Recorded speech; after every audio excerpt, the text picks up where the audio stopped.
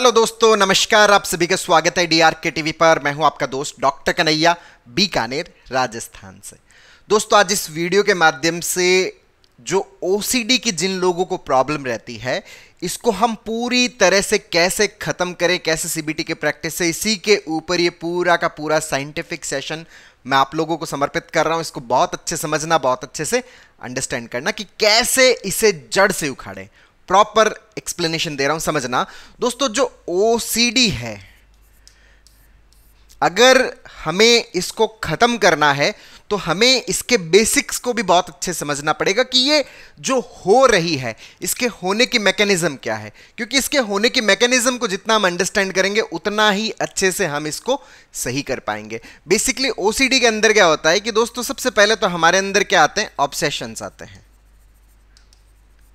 अब ये जो ऑब्सेशंस है, ऑब्सेशंस का मतलब क्या होता है कि हमारे दिमाग के अंदर कुछ अनवांटेड थॉट्स का आना, कुछ इमेजेस का आना, कुछ आइडियाज का आना, मतलब कुछ ऐसी चीजों का आना जिनको हम नहीं चाहते। वो चीजें जब हमारे दिमाग में आती है तो उसके कारण से हमें बहुत ज्यादा एंजाइटी होती है। और जब हमें बहुत ज़्यादा एंजाइटी होती है तो इस एंजाइटी को ओवरकम करने के लिए हम क्या करते हैं, कोई ना कोई, या तो दिमाग के अंदर कोई ना कोई एक्शन करते हैं या फिजिकली कोई ना कोई एक्शन करते हैं, जिसको अपन क्या बोलते हैं, कंपल्शन बोलते हैं। और जैसे ही हम कंपल्शन करते हैं तो उस कंपल्शन के कारण से हमें क्या होता है कि रिलीफ मिलता है, आराम मिल जाता है। अच्छा, जब हमें इस कंपल्शन से आराम मिलता है, ये जो आराम होता है, ये आराम एक तो क्या होता है कि टेम्परेरी होता है, मतलब थोड़ी सी देर के लिए होता है। और जैसे ही हमें ये रिलीफ मिल जाता है, थोड़ा सा जो हमें आराम मिल जाता है, तो हमें एक तरीका पता चल जाता है। क्या तरीका पता चल जाता है? इस ऑब्सेशन से होने वाली इस एंजाइटी से बाहर निकलने का। अब जैसे ही तरीका पता चल गया, अब वापस थोड़ी देर बाद में जब वापस ऑब्सेशन आता है तो फिर हम फिर से क्या करते हैं, कंपल्शन करते हैं। क्योंकि कंपल्शन से हमें क्या मिलता है, रिलीफ मिलता है। अब इससे रिलीफ तो मिल गया, लेकिन इसके कारण से हमें बहुत ज़्यादा गिल्ट भी फील होती है, बहुत ज़्यादा पश्चाताप भी फील होता है, जो कि हमारे सेल्फ कॉन्फिडेंस को तोड़ता है, जो हमारी सेल्फ एस्टीम को तोड़ता है। तो ये पूरा मिलकर क्या बनता है, एक ओसीडी का साइकिल बनता है, एक ओसीडी का चक्र बनता है। अब जैसे एग्जाम्पल के तौर पे कि जैसे ऑब्सेशंस के अंदर कुछ इस तरह की जैसे थॉट्स दिमाग में आती है कि ये एक महिला का एग्जाम्पल है जिनकी एज जो है वो 44 ईयर्स की है। अब ये कुछ भी काम करते हैं, जैसे मान लीजिए कि सुबह इनकी आंख खुली और आंख खुलने के बाद में अगर ये बेड से नीचे पांव रखते हैं, तो पांव रखते हैं तो दिमाग में ख्याल आता है कि तुम्हारे बेटे की डेथ हो जाएगी। अगर तुमने पांव वापस नहीं उठाया, वापस बेड पे नहीं आई, तो तुम्हारे बेटे की डेथ हो जाएगी। तो ये इनके दिमाग में थॉट आता है कि पांव जैसे ही जमीन पे रखा, अब यहां पर अगर मैंने पांव जमीन पे रख दिया, अब इसको वापस नहीं किया, तो दिमाग में थॉट आ रहा है कि बेटे की डेथ हो जाएगी। अब बेटे की डेथ हो जाएगी। अब बेटे की डेथ का जो ख्याल है वो बहुत ज्यादा मन के अंदर क्या पैदा करता है, घबराहट पैदा करता है। और बहुत ज़्यादा घबराहट पैदा करता है, एंजाइटी पैदा करता है। तो इस एंजाइटी के कारण वहां पर फिर कंपल्शन क्या होता है, कंपल्शन ये होता है कि ये पांव जो है ये वापस अपना ऊपर ले लेते हैं। अच्छा, जैसे ही ऊपर लेते हैं तो इस ऊपर लेने की एक्टिविटी से इनको क्या मिल जाता है, रिलीफ मिल जाता है। मतलब इनका जो एक्शन है वो क्या हुआ, रिपीट हुआ। अच्छा, इसके बाद में वापस ये जब वापस पांव रखते हैं तो पूरा एकदम सही तरीके से पांव रखना पड़ता है कि नहीं, वापस ऐसा कोई ख्याल ना आ जाए। और मान लीजिए कि ऐसा होता है कि इनके दिमाग में एकदम क्लियर पिक्चर पांव रखने की नहीं बन पाती, जिसके अंदर ये पूरी तरह से श्योर नहीं हो जाते कि नहीं भाई मेरे अंदर ये ख्याल नहीं आया है, तब तक ये आगे नहीं बढ़ पाते। अब ये पांव रख के और वापस उठाने की प्रक्रिया, चाहे वो 4 बार हो, चाहे वो 5 बार हो, तो उसके बाद में इनको क्या मिलता है, रिलीफ मिलता है। लेकिन तब तक वो जो टाइम इनका बीत गया, उस टाइम के अंदर ये जो दूसरे काम कर सकते थे, दूसरी एक्टिविटीज कर सकते थे, अपनी लाइफ की प्रोडक्टिविटी को मेंटेन कर सकते थे, वो सब चीजें इनसे नहीं हो पाती। उसके बाद में मान लीजिए कि ये वहां पर ब्रश कर रहे हैं। अब ब्रश के अंदर भी ये थॉट आ जाता है कि ब्रश कर रहे हैं, अच्छा पेस्ट जो है वो मुंह में डाला, अब ये पेस्ट अगर मुंह से बाहर नहीं निकाला, ब्रश अगर पूरा किया तो बेटे की डेथ हो जाएगी। तो फिर से इनको क्या करना पड़ता है, अपने मुंह को पूरी तरह से साफ करना पड़ता है, और साफ करने के बाद में फिर से वो सारा पिक्चराइजेशन करना पड़ता है, और पिक्चराइजेशन करने के बाद में फिर से ये क्या करते हैं, अपने आगे कदम बढ़ाते हैं। उसके बाद में मान लीजिए कि ये नहाने के लिए वॉशरूम में, बाथरूम में गए, तो वहां पे ख्याल आता है कि अगर तुम इस बाथरूम से बाहर नहीं निकली तो तुम्हारे बेटे की डेथ हो जाएगी। तो फिर इनको क्या है कि बाथरूम से बाहर निकलना पड़ता है। फिर जब ये बाथरूम के अंदर जाते हैं तो पूरा पिक्चराइजेशन करना पड़ता है कि नहीं, मेरे दिमाग में इस तरह का थॉट ना आए। जब तक ये क्लियरिटी नहीं आ जाती तब तक ये बाथरूम के अंदर एंटर नहीं होते। फिर मान लीजिए कि इनको अपने मांग के अंदर सिंदूर भरना है, तो वहां पे भी ये ख्याल आता है कि अगर तुमने ये सिंदूर नहीं मिटाया तो तुम्हारे बेटे की डेथ हो जाएगी। अच्छा, बेटे की डेथ हो जाएगी तो उनको ये सिंदूर है वो मिटाना पड़ता है। इसके अलावा जब ये खाना खा रहे होते हैं, जैसे ब्रेकफास्ट कर रहे हैं या लंच कर रहे हैं या डिनर कर रहे हैं, उस दरमियान अगर ये निवाला अपने मुंह में रखते हैं तो उसी दरमियान फिर से ख्याल आता है कि अगर ये निवाला मुंह से बाहर नहीं निकाला तो तुम्हें तुम्हारे बेटे की जो है वो डेथ हो जाएगी। अच्छा, बेटे की डेथ हो जाएगी। अब ये जो बेटे की डेथ हो जाएगी, ये ख्याल बहुत ज़्यादा डराता है, बहुत ज़्यादा घबराहट पैदा करता है। तो फिर इसके कारण कंपल्शन के तौर पर वो जो निवाला है वो मुंह से बाहर निकालना पड़ता है। और जब मैं खाना खाती हूँ तो खाना खाने के दरमियान मुझे पूरी तरह से सही तरीके से विजुअलाइज करना पड़ता है, पिक्चर को क्लियर करना पड़ता है कि भाई मेरे दिमाग के अंदर ऐसा कोई भी नेगेटिव थॉट ना आ जाए जिसकी वजह से मुझे ये घबराहट हो। तो फिर ये आगे खाना खाते हैं। तो ये जो इनके अंदर ये जो ऑब्सेशंस आ रहे हैं, इन सब को दोस्तों क्या बोलते हैं अपन? ऑब्सेशंस बोलते हैं। ऑब्सेशंस जो है, इन ऑब्सेशंस की वजह से वहां पर क्या करने पड़ते हैं, इनको कंपल्शंस करने पड़ते हैं। अगर ये कंपल्शंस ना करे तो इसके कारण बहुत ज़्यादा घबराहट होती है, बहुत ज़्यादा बेचैनी होती है। ऐसा ख्याल आता है अगर मैंने ये कंपल्शन नहीं किया, मैंने अगर ये रिपीटेशन नहीं किया, अगर मैंने वापस ब्रश नहीं किया, मैंने अगर पाँव वापस नहीं उठाया, मैं अगर बाथरूम से बाहर नहीं निकली, मैंने अगर सिंदूर को साफ नहीं किया, मैंने अगर खाने का निवाला बाहर नहीं निकाला, तो सच में ऐसा हो जाएगा, सच में बेटे की डेथ हो जाएगी। इतना ज़्यादा डर लगता है, इतनी ज़्यादा घबराहट होती है, और इस घबराहट बेचैनी की वजह से सर बहुत ज़्यादा डर लगता है। फिर वो कंपल्सन करने ही पड़ते हैं, और जैसे ही वो कंपल्सन करती हूँ तो थोड़ा बहुत मुझे वहाँ पे क्या मिलता है, रिलीफ मिलता है। और जैसे ही रिलीफ मिलता है उसके बाद में वापस से ऑब्सेशन जो है वो हर दूसरे एक्टिविटी के अंदर क्या हो जाता है, तैयार हो जाता है। तो मेरा जो पूरा दिन है वो इसी ओसीडी के चक्र को पूरा करने के अंदर बीत जाता है। सुबह इतना टाइम लग जाता है हर एक्टिविटी के अंदर, दोपहर में इतना टाइम लग जाता है, शाम को इतना टाइम लग जाता है। तो धीरे धीरे मैं क्या करती हूँ कि अपने आप को उन एक्टिविटीज से ही मैंने क्या कर लिया, दूर करने की कोशिश करने लग गई। लेकिन फिर भी ये थॉट मेरे दिमाग में कंटिन्यूसली आए जा रहे हैं। तो यहां पर दोस्तों अगर हम इस पूरे चक्रव्यूह से बाहर निकलना चाहते हैं, इस ओसीडी के साइकिल को हम अगर ब्रेक करना चाहते हैं, तो थोड़ा सा हमें इसके ऊपर काम करने की जरूरत है। अच्छा, वो काम किस तरह का है दोस्तों, थोड़ा समझना इस बात को कि जब हम किसी भी प्रकार का कोई भी कंपल्शन अपना लेते हैं, कंपल्शन क्या होता है, ये एक प्रकार का एक्शन होता है। अगर आप किसी भी थॉट के ऊपर, दिमाग में कोई भी जो थॉट आ रहा है, अगर आप उस थॉट के ऊपर किसी भी प्रकार का कोई भी एक्शन लेते हो, तो आपका जो दिमाग है वो उस थॉट को फिर क्या मानने लग जाता है, सत्य मानने लग जाता है।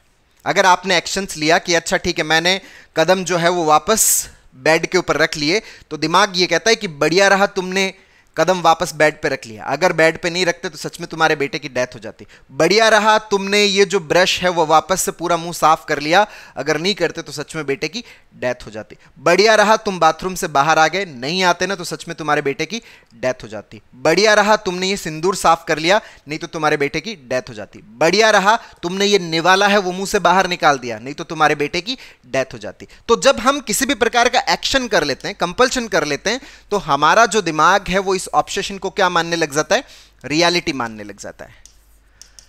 या मैं ये कहूं कि ऑब्सेशन है तो सिंपल सा एक थॉट है, तो खाली एक सिंपल सा विचार, जैसा कि हमारे आसपास के सारे लोग हमें कहते हैं, पूरी दुनिया हमें ये कहती है कि भाई ये फालतू का विचार है, फालतू का विचार है, फालतू का विचार है, इसको इतना सीरियस क्यों लेते हो, ये एक फालतू का विचार है। लेकिन जो इस प्रॉब्लम से पीड़ित होता है, जो ओसीडी से पीड़ित होता है, उसके लिए ये एक फालतू का विचार नहीं होता, उसके लिए तो ये एक रियलिटी बन जाता है। और वो रियलिटी बनता भी क्यों है, वो रियलिटी बनता है हमारे इस एक्शन की वजह से। जैसे ही हम इस थॉट के ऊपर एक्शन लेते हैं, तो ये जो थॉट जो है वो रियलिटी बन जाता है।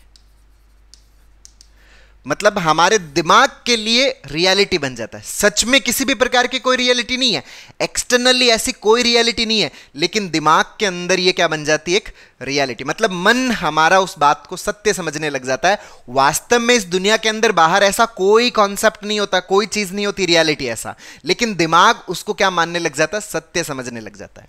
मतलब ये जो ऑब्सेशन है, इसके अंदर क्या हो गया, हमारे अंदर थॉट और रियलिटी का फ्यूजन हो गया। और ये जो थॉट रियलिटी का फ्यूजन किस कारण से हुआ, हमारे कंपल्शंस के कारण। तो जितना हम कंपल्शंस करते चले जाते हैं, उतना ही हमारा थॉट रियलिटी का फ्यूजन होता चला जाता है। जितना हमारा थॉट रियलिटी का फ्यूजन होता चला जाता है, अगली बार जब वो थॉट आता है तो वो और ज्यादा हमारे अंदर अनईजीनेस पैदा करता है, और वो जो और ज्यादा अनईजीनेस है, हमारे अंदर और ज्यादा घबराहट, बेचैनी पैदा होती है। उसके कारण फिर से हम कंपल्शन की राह पर चलने लग जाते हैं।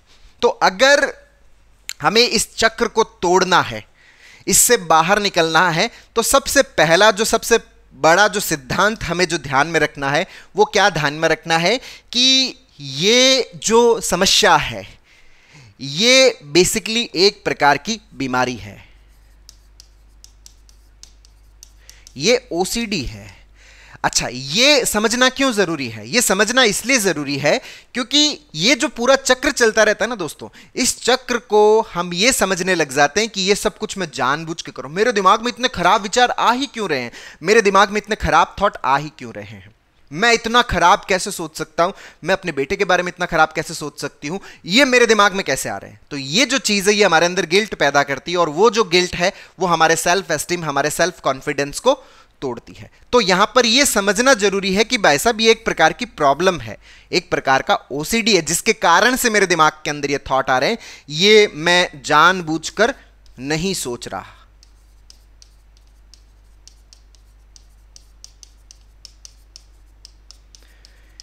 ये मैं जानबूझ के नहीं सोच रहा, ये ओसीडी के कारण से बार बार मेरे दिमाग के अंदर क्या हो रहा है, रिपीट हो रहा है।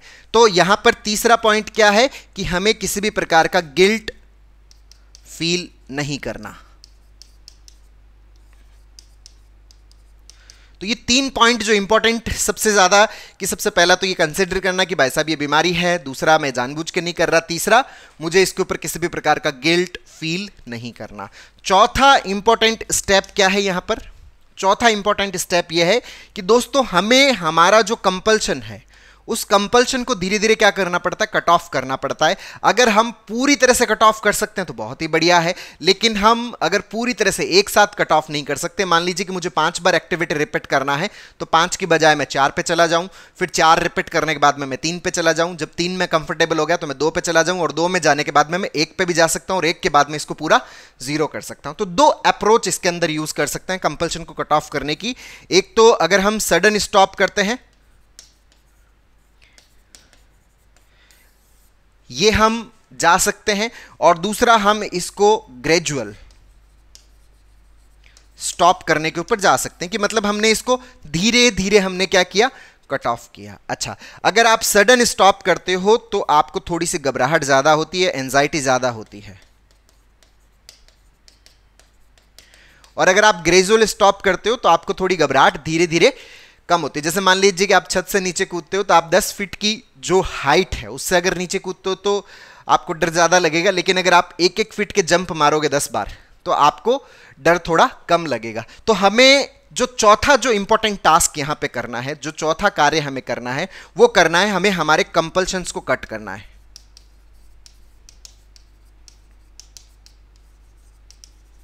अब जब आप अपने कंपल्शंस को कट करोगे, 2 अप्रोच अपना सकते हो, या तो सीधा टोटली अगर स्टॉप कर सकते हो तो और भी बढ़िया है, लेकिन अगर आप ग्रेजुअली उसको धीरे धीरे एक एक नंबर कट करना चाहते हो तो ये अप्रोच भी आप अपना सकते हो। और ज्यादातर क्या है कि ये जो ग्रेजुअल स्टॉपिंग वाली अप्रोच है ये यूज की जाती है, क्योंकि हमारी जो किसी भी फियर को जो बियर करने की जो कैपेसिटी है वो धीरे धीरे ही बढ़ती है, फियर को जो फेस करने की कैपेसिटी वो धीरे धीरे हमारी क्या होती है, बिल्डअप होती है। तो चौथा सबसे ज्यादा इंपॉर्टेंट स्टेप क्या है कि अपने कंपल्शंस को कट ऑफ करना, और यहां पर फिर 5वां स्टॉप क्या यूज करना। अब यहां पर एक बात समझने की है, क्या समझने की है कि जब आप अपने कंपल्शंस को स्टॉप करोगे तो आपका जो मन है वो चिल्ला चिल्ला के कहेगा कि देख कंपल्शन कर ले, अगर नहीं किया ना, अगर ये पांव वापस नहीं उठाया ना, सच में तेरा बेटा मरेगा। उठा ले वापस, है ना। मैं कह रहा हूं, अगर नहीं किया, देखिए जो डॉक्टर बोल रहा है ये झूठ बोल रहा है, दिमाग से ऐसा उत्तर आएगा कि ये जो पूरी दुनिया तुझे कह रही है नहीं, ये झूठ कह रही है, मैं जो कह रहा हूं ना वो सच कह रहा हूं। उठा ले पांव, अगर नहीं उठाया ना तो सच में तेरे बेटे की डेथ हो जाएगी। ये जो ब्रश है ना, इसको मुंह को एक बार साफ कर ले, नहीं साफ किया ना, देख तेरे बेटे की डेथ हो जाएगी। ये तू बाथरूम से बाहर निकल जा, नहीं निकला ना तो बाथरूम के अंदर तेरे बेटे की डेथ हो जाएगी। इस सिंदूर को साफ कर ले, नहीं तो तेरे बेटे की डेथ हो जाएगी। ये खाना वापस निकाल ले, नहीं तो तेरे बेटे की डेथ हो जाएगी। ये जो ख्याल है ना, ये और ज्यादा तीव्रता के साथ में आएगा, ये चिंगाड़ चिंगाड़ कर आएगा। ये आएगा, क्यों आएगा? क्योंकि हमारा जो माइंड है ना, वो बार बार इस साइकिल को रिपीट किया हुआ है। और जब बार बार इस साइकिल को हमारा माइंड जो है वो रिपीट किया हुआ है, और माइंड इस कंपल्सन को करके, मन को क्या है, शांति मिल रही होती है ये कंपल्सन को करके, तो मन इस कंपल्सन की तरफ बार बार जाएगा कि कर ले, ये ओसीडी का ख्याल बार बार आएगा, तो उसके कारण आपकी एंजाइटी एक बार के लिए बढ़ती है। याद यहां पर सबसे इंपॉर्टेंट ये रखना है कि जब आप कंपल्शंस को कट ऑफ करते हो और आप एक्सपोज करते हो, तो वो जो एक्सपोजर है वो किसी भी प्रकार का आसानी वाला नहीं होने वाला। लोग कहते हैं कि सर हम एक्सपोज करते हैं लेकिन हमें बहुत ज्यादा घबराहट होती है, बेचैनी होती है, सिर एकदम सूना सा हो जाता है, धड़कन बढ़ जाती है। ये सब चीजें होगी, इन सब चीजों को होने देना है। ये जो होने देना है, बेसिकली ये क्या हो रहा है? ये हो रहा है कि आपकी जो एंजाइटी है वो वेंट आउट हो रही है। मतलब आपकी जो एंजाइटी है वो बाहर निकल रही है, बहकर बाहर निकल रही है। जैसे ही आप एक्सपोज करोगे, कंपल्शन को कट ऑफ करोगे, ये एंजाइटी बाहर निकलना शुरू हो जाएगी। और बाहर निकलते निकलते ये पूरी तरह से एंजाइटी बाहर निकल जाएगी, ये पूरी तरह से क्या हो जाएगी? जीरो हो जाएगी। अगर हम किसी भी प्रकार के कंपल्शन को रिपीट नहीं करते, टोटली हम कंपल्शन को स्टॉप करते हैं, एक्सपोज करते हैं, तो एक बार के लिए एंजाइटी बढ़ेगी और ये एंजाइटी धीरे धीरे क्या हो जाएगी? वेंट आउट हो जाएगी। तो यहां पर पांचवा जो है कि हमें हमारी एंजाइटी को, हमारी घबराहट को होने देना है।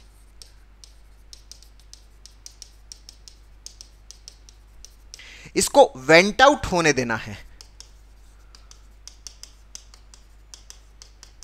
जितना आप इसको वेंट आउट होने दोगे, उतना ही ज्यादा आपका ये जो ओसीडी का चक्र है वो क्या होगा? शांत होगा, रिलैक्स होगा। उतना ही ज्यादा आप अपने कंपल्शंस को रोकने के लिए अपने भीतर फोर्स एकत्रित कर पाओगे, अपने भीतर बल एकत्रित कर पाओगे, अगर आप इस एंजाइटी को होने देते हो, आप इसको वेंट आउट होने देते हो। अगर मान लीजिए कि फिर भी बहुत ज्यादा दिक्कत हो, बेचैनी हो, तो उस समय हम क्या करें? उस समय आप जो 6th स्टेप है, वो 6th स्टेप हमें क्या अपनाना है? 6th स्टेप हमें ये अपनाना है कि हमें बहुत ज्यादा घबराहट हो रही है, बेचैनी हो रही है। ये जो बहुत ज्यादा घबराहट और बेचैनी है, ये इसलिए होती है क्योंकि हमारे अंदर जो सिंपैथेटिक नर्वस सिस्टम है उसका ओवर एक्टिवेशन हो जाता है।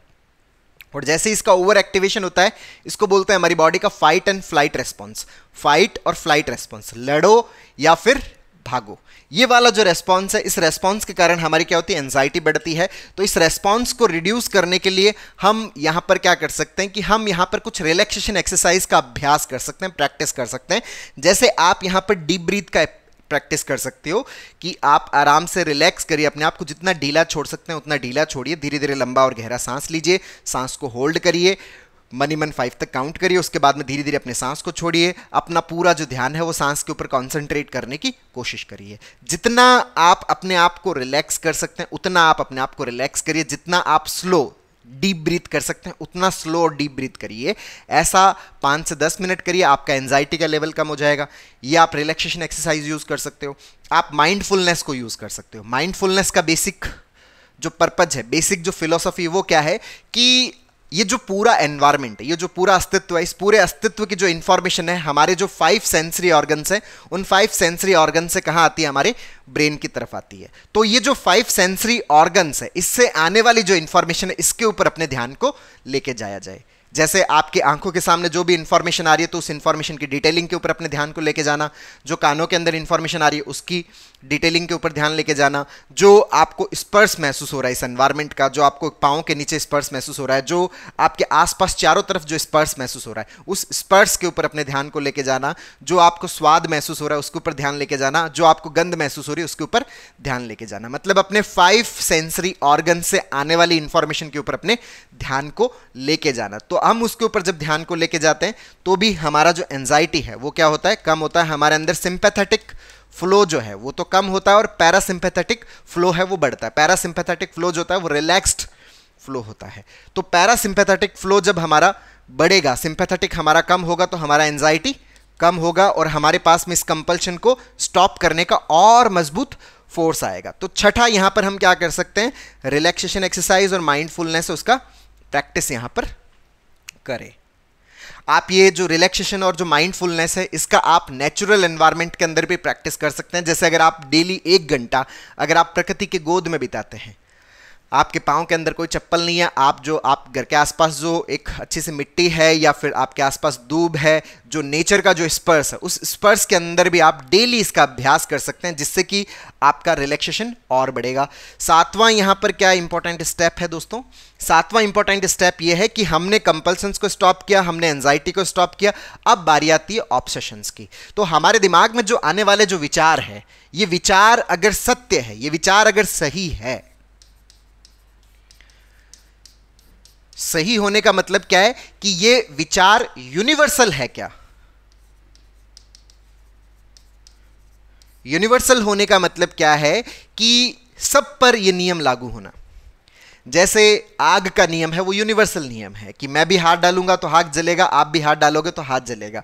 पानी का नियम है यूनिवर्सल है, मैं भी पीऊंगा तो मेरी भी प्यास बुझेगी, आप भी पियोगे तो आपकी भी प्यास बुझेगी अगर प्यास लगी हुई है तो यूनिवर्सल कॉन्सेप्ट का होना बहुत ज़रूरी है। यूनिवर्सल कॉन्सेप्ट से यहाँ पे क्या मतलब है कि हम अपने आसपास का जितना भी जो एनवायरनमेंट है उसके ऊपर हम ध्यान देवें कि क्या मेरे घर के बाकी मेंबर, मेरे पति ऐसा ही कर रहे हैं, मेरे सास ससुर ऐसा ही कर रहे हैं, मेरे माता पिता ऐसा ही कर रहे हैं, मेरी जो फ्रेंड्स है वो सारे इन्हीं सब नियमों का पालन करती है कि वो भी इसी तरह से पाँव को जमीन पर उठाती है, ब्रश बार बार साफ करती है, बाथरूम से बाहर निकलती है, सिंदूर को साफ करती है, खाने को बाहर निकालती है। क्या वो सब लोग ऐसा कर रहे हैं क्या? नहीं सर, वो तो ऐसा नहीं कर रहे। अगर वो ऐसा नहीं कर रहे तो इसका मतलब ये किसी भी प्रकार का कोई यूनिवर्सल कॉन्सेप्ट नहीं है। यूनिवर्सल कॉन्सेप्ट नहीं है मतलब ये वास्तव में किसी भी प्रकार की कोई रियलिटी नहीं है, किसी भी प्रकार का कोई सत्य नहीं है। ये सिर्फ और सिर्फ मेरे दिमाग की क्या है, एक कल्पना मात्र है, इसके अलावा कुछ भी नहीं है। सिर्फ मेरे ब्रेन की क्या है, कल्पना है। रियलिटी के अंदर ऐसा कुछ भी नहीं है। अगर रियलिटी के अंदर ऐसा होता, अगर ये सत्य होता, अगर ये यूनिवर्सल कॉन्सेप्ट होता तो मेरे घर के बाकी मेंबर्स और ये पूरी दुनिया इस नियम का पालन कर रही होती। तो ये किसी भी प्रकार का यूनिवर्सल कॉन्सेप्ट नहीं है। दूसरा, इस ऑब्सेशन के बारे में क्या है कि पांव ऊपर उठाऊंगी, अगर नहीं उठाऊंगी तो बेटे की डेथ हो जाएगी। अच्छा, बेटे की डेथ जो होना और ये पांव का, इसका आपस में किसी भी प्रकार का कोई कनेक्शन नहीं है। यहां पर हमें इस थॉट को लेबल करना पड़ेगा कि ये जो थॉट है ये बेसिकली एक प्रकार की क्या है, मैजिकल थिंकिंग है। ये जो थॉट है ये मेरा एक प्रकार का मैजिकल थिंकिंग है, क्योंकि किसी का पैदा होना, किसी का जीना और किसी का मरना किसी भी एक्टिविटी के ऊपर निर्भर नहीं करता, किसी भी प्रकार के रिपीटेशंस के ऊपर निर्भर नहीं करता है। यहां पर ये 7th जो प्रिंसिपल है ये हमें अपनाना है कि जो हमारे ऑब्सेशंस है क्या ये यूनिवर्सल है, और ये जो है ये एक प्रकार की क्या बेसिकली मैजिकल थिंकिंग है, ऐसा किसी भी रूप में सत्य नहीं है। अच्छा, 8वां यहां पर क्या प्रिंसिपल अपनाना है, 8वां ये कि जब ये सत्य नहीं है तो आने दीजिए इसको दिमाग के अंदर, इसको ना तो रोकने की कोशिश करिए ना इसको हटाने की कोशिश कर रहे हैं। हाँ, तुम आ जाओ भाई, मैं तो अपना पांव जो है वो जमीन से नहीं उठाऊंगा, तुम आ जाओ। कितना ही कह लियो मुझे कि अच्छा तुम्हारे बेटे की डेथ हो जाएगी, वो चिल्लाएगी, वो चीखेगी, उसको चिल्लाने देना, उसको चीखने देना, लेकिन फिर भी एक्टिविटी को रिपीट नहीं करना। सिंदूर नहीं हटाएगी ना, तेरा बेटा मर जाएगा, कोई बात नहीं, बोलने दो उसको जितना आपके दिमाग में वो बोल सकता है, लेकिन हमें सिंदूर को हटाना नहीं है। सिंदूर लगा हुआ है, उसको लगाए ही रखना, इस एक्टिविटी को रिपीट नहीं करना। अगर आप इस पार्ट के ऊपर अगर आप 3 सप्ताह के लिए, 3 से 4 सप्ताह के लिए भी अगर मेहनत कर लेते हो ना, तो जहां आज आप खड़े हो वहां से आप 50-60% तो ऐसे ही आप क्या हो जाओगे, इजी हो जाओगे। अगर आप इस प्रैक्टिसेस को अगर आप अपनी डे टू डे लाइफ के अंदर यूज करते हैं, ये जो आपका ओसीडी है ये पूरी तरह से क्या होगा, जीरो होगा। तो दोस्तों उम्मीद करता हूं आपको ये जो सीबीटी का जो प्रिंसिपल है, सीबीटी का जो कॉन्सेप्ट है जिससे हम ओसीडी को हटाते हैं, ये बहुत अच्छे से समझ में आएगा। दोस्तों अगर इसके ऊपर आपका कोई भी डाउट हो, कोई भी क्वेश्चन हो, तो आप कमेंट बॉक्स में लिख सकते हैं। दोस्तों हम लोगों ने ओसीडी के ऊपर एक पूरा जो स्टेप बाय स्टेप लर्निंग का पूरा सीबीटी का वर्कशॉप लॉन्च किया हुआ है, जिसका लिंक नीचे डिस्क्रिप्शन में, जिसकी मदद से आप अपनी anxiety, panic, over thinking, negative thinking, OCD को पूरी तरह से खत्म करने में बहुत अच्छे से मदद ले सकते हैं। दोस्तों बहुत बहुत धन्यवाद। जय हिंद, जय भारत।